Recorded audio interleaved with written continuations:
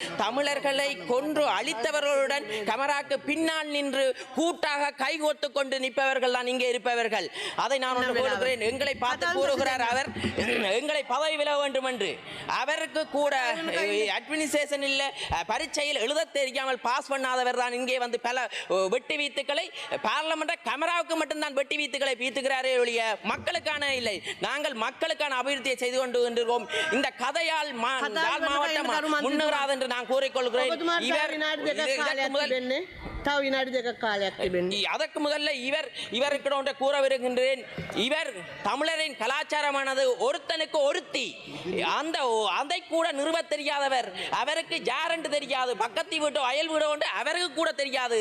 அப்படிப்பட்டவர் தான் இன்று பல விவாதங்களை முன்னெடுக்கின்றார். அவருக்கு ஒன்றை கூறுகிறேன், தமிழரின் கலாச்சாரமானது ஒருத்தனுக்கு ஒருத்தி, உங்களுக்கு யாரென்று கூட தெரியாது. அன்று வந்து இங்கே கூறுகிறார், நான் அங்கே மலைய மக்கள் இங்கே இன்று யாருடன் இருக்கின்றார் என்று கூட தெரியாதவர் தான் இன்று அவர் உளம்புகிறார். இந்த இனவாதத்தின் வலை ஏற்பட்ட போது இங்கே இருக்கும் தமிழ் கட்சிகளும் சிங்கள கட்சிகளும் சந்தோஷமாக இருந்ததை நான் அவதானித்திருந்தேன். ஏனென்றால் அவர்களுக்கு அந்த இனவாதத்தில் தான் தூங்கி பழக்கம், இனவாதத்தின் ஊடாகத்தான் வாக்குகளை பெற்று பழக்கம். நாங்கள் இன ஐக்கியத்தை ஏற்படுத்தி நல்லதொரு சமுதாயத்தை உருவாக்க வேண்டும் என்று எங்களது பயணத்தை மேற்கொண்டிருக்கும் போது இவ்வாறான செயற்பாடுகளை செய்து திரும்பவும் நாட்டு மக்களை அழிக்காதீர்கள் என்று கூறுகிறேன்.